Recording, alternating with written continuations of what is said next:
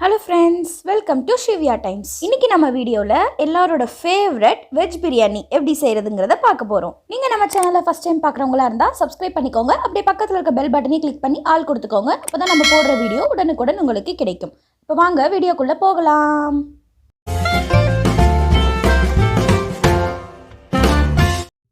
ஒரு கைப்பிடி அளவுக்கு கொத்தமல்லி தலையும் புதினா தலையும் எடுத்து வச்சிருக்கேன். இதை அரைக்கிறதுக்காக 5-6 பூண்டு பற்கள், ஒரு பெரிய துண்டு இஞ்சி எடுத்துக்கோங்க. ஒரு கப் பீன்ஸ் வெட்டி வச்சிருக்கேன்.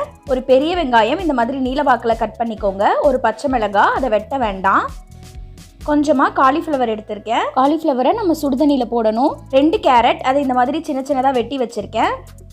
3 பழுத்த தக்காளி, அதையும் சின்ன சின்னதாக வெட்டிக்கோங்க. பாதி பீட்ரூட், மீல் மேக்கர் சுடுதண்ணியில் போட்டு ஊற வச்சிருக்கேன். ஒரு கப் தயிர் எடுத்துக்கோங்க.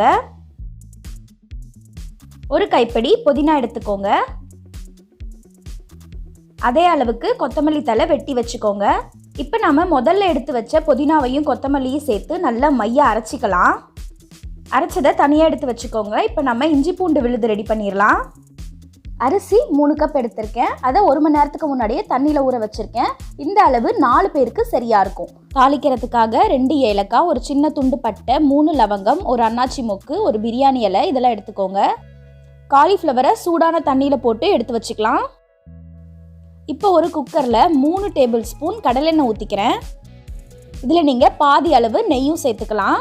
எண்ணெய் காஞ்சதும் இதில் நம்ம எடுத்து வச்சுருக்க பட்டை லவங்கத்தை எல்லாத்தையும் சேர்த்துக்கலாம். இந்த பொருட்கள்லாம் பொரிஞ்சு வாசனை வந்ததும் இதில் நம்ம எடுத்து வச்சிருக்க ஒரு பச்சை மிளகாயை சேர்த்துக்கலாம். வெட்டி வச்சிருக்க வெங்காயத்தை சேர்த்துக்கலாம்.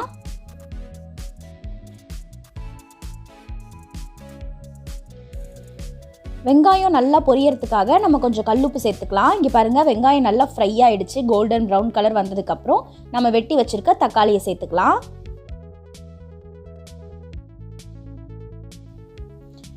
தக்காளி வதங்கிட்டு இருக்கும் போதே இதில் 1/4 டீஸ்பூன் மஞ்சள் தூள் சேர்த்துக்கோங்க. 2 டீஸ்பூன் மிளகாய் தூள், 1 டீஸ்பூன் காஷ்மீரி மிளகாய் தூள் சேர்த்துக்கோங்க கலருக்காக.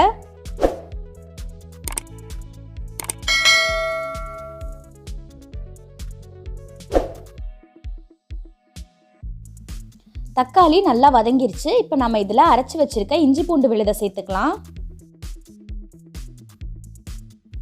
இஞ்சி பூண்டு விழுது பச்சை வாசனை போனதுக்கப்புறம் நம்ம அரைச்சி வச்சிருக்க கொத்தமல்லி புதினா விழுதை சேர்த்துக்கலாம்.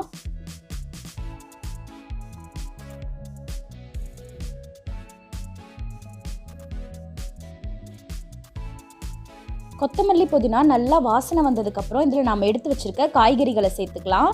பீன்ஸ் 1 கப், 1 கப் சின்ன சின்னதாக வெட்டின கேரட்,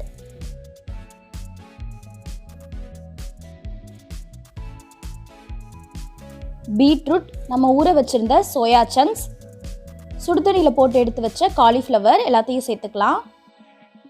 இந்த காய்கள்லாம் நல்லா மசாலாவோட மிக்ஸ் ஆகிற அளவுக்கு நல்லா மிக்ஸ் பண்ணி விடுங்க.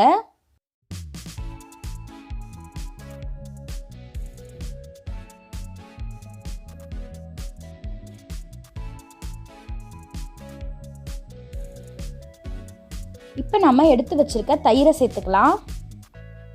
நல்ல புளிக்காத கெட்டியான தயிரை எடுத்துக்கோங்க.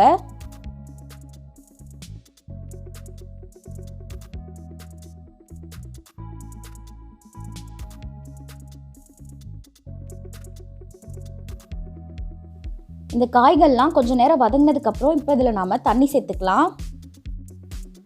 3 கப் அரிசிக்கு 6 கப் தண்ணி நான் சேர்த்துருக்கேன். காய்கறிகளிலிருந்தே தண்ணி வரும். தண்ணி நிறைய சேர்த்துறாதீங்க, பிரியாணி குழஞ்சிரும். தேவையான அளவுக்கு உப்பு சேர்த்துக்கோங்க. இந்த டைமில் உப்பு காரம்லாம் செக் பண்ணிக்கோங்க. நான் கம்மியாக இருக்கனால கொஞ்சமாக மிளகாத்தூள் சேர்த்துருக்கேன்.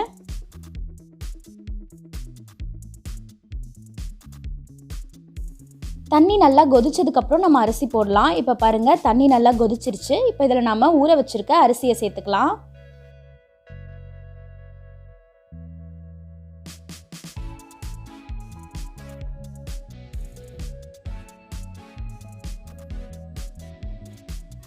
அரிசி சேர்த்துட்டு நம்ம வெட்டி வச்சிருக்க கொத்தமல்லி புதினா இலைகளை சேர்த்துடலாம். நம்ம அரைச்சி ஆல்ரெடி சேர்த்துருக்கோம். இது சேர்த்தா இன்னும் வாசனையாக இருக்கும். அரை எலுமிச்சை பழத்தோட சாறு சேர்த்துக்கோங்க. ஒரு சின்ன புளிப்புக்காக தான் இது சேர்க்குறோம். இப்போ குக்கரை மூடி வச்சுக்கோங்க. மிதமான சூடில் 2 விசிலுக்கு வேக வச்சுக்கோங்க.